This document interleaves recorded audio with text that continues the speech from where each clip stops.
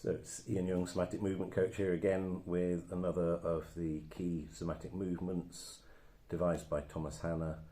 And today we're going to be looking at the back lift, and we're going to particularly be addressing tightness in the back of the body. So this is particularly those who feel like they have a lot to do in life. They're busy, go, and they trigger what's called the action reflex, the green light reflex.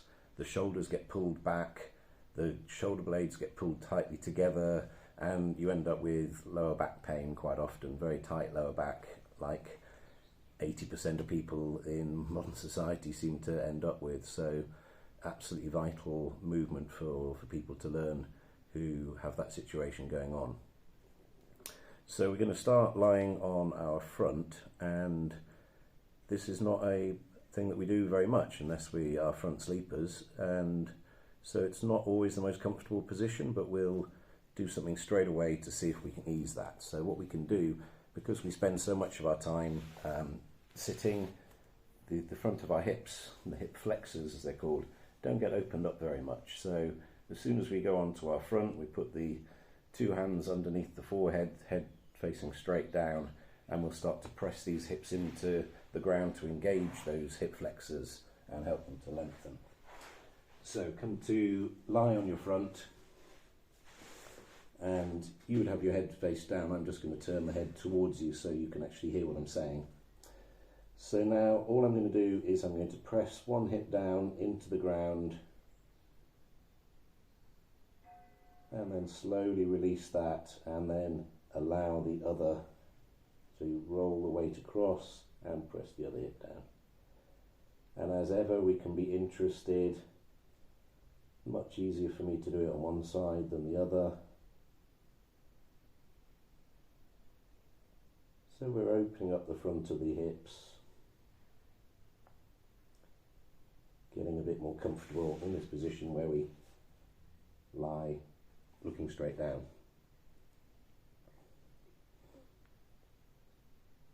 So after you've explored that a few times, it can then be interesting just to press both of the hips down into the mat, and you'll find those lower back muscles really tighten at that point, and then we're softly going to let them go.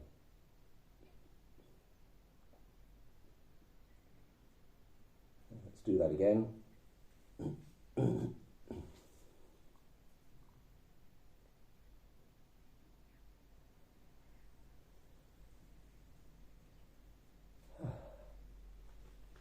And then, rather like we did with the recalibration of the pelvis when we did the arch and flatten, we're going to do a little bit of that on our front as well. So all you're going to do is you're going to lengthen one leg away and lift it into the air, and just notice what happens in the pelvis.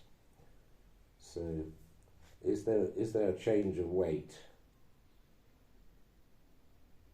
So there will always be a bit of a change of weight, and you can put your head to one side, put your hands underneath the hips, and just see what happens. So lengthening before lifting.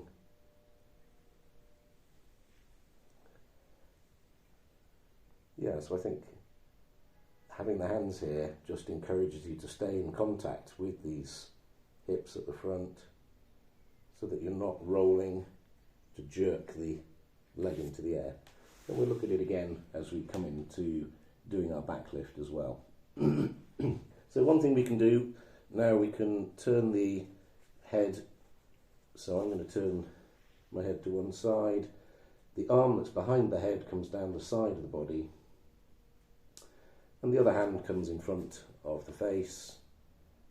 And you want to put it somewhere where you can easily lift the elbow up. So you don't want to be cramping the wrist too much. So find a place that's convenient. And then all you can do, you can lift your elbow up to the maximum.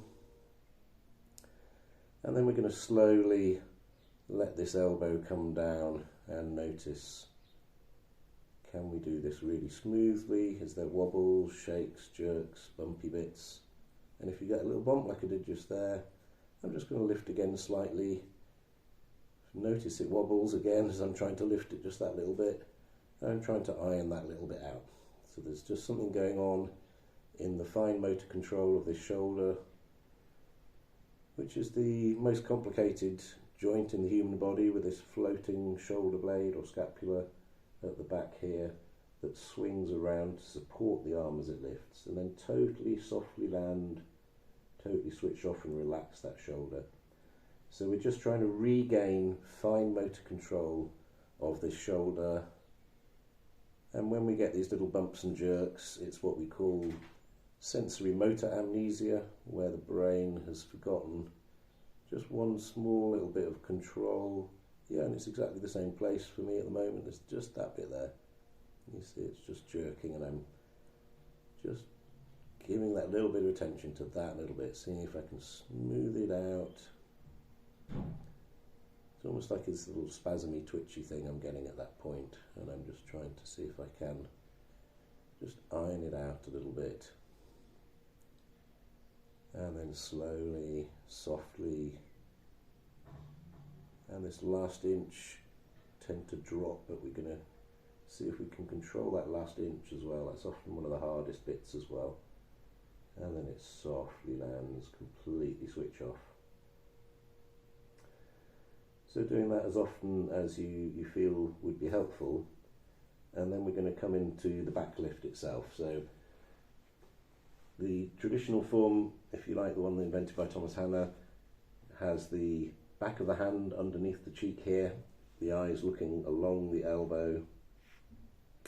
And we're going to use the breath, so use a big breath into this top side of our lungs to help us to float up, lifting up the head, the hand, the elbow towards the ceiling, and then coming down, sighing down, letting it all go.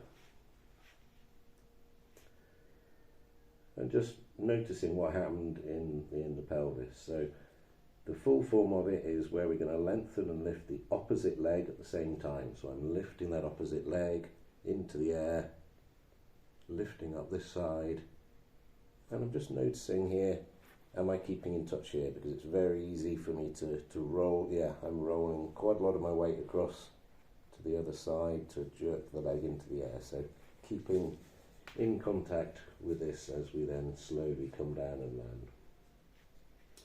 So that might feel really too much for your soma. That might be really challenging for you to lift in that way.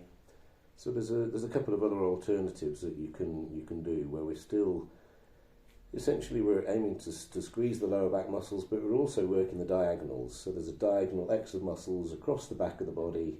We're wanting to bring that shoulder towards the opposite hip, squeeze on that diagonal, and then lengthen on that diagonal.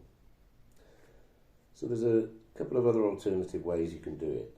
You can just have this arm straight that you're looking towards, and then curl it back and lift the head to look over the shoulder as you lift that opposite leg up.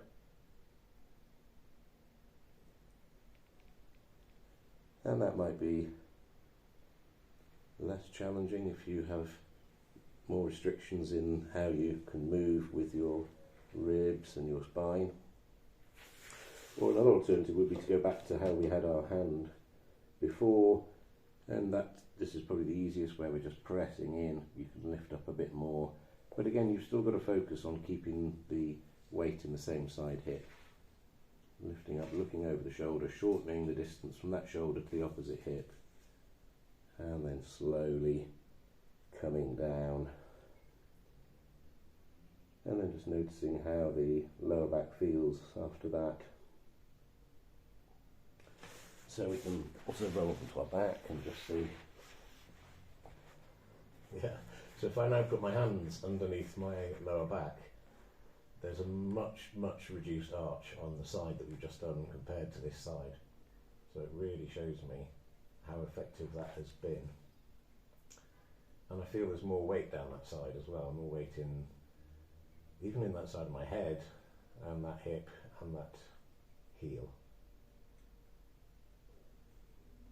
So obviously you're going to want to come to do the other side as well, but that's in a nutshell, that's the back lift. And then after you've done a back lift, with that strong extension work. You might want to come into child's pose, really rounding out the back, or moving on to the next video, which will be arch and curl, which is doing some forward flexion after you've done that strong extension work. See you in the next video, and don't forget to like, subscribe and share.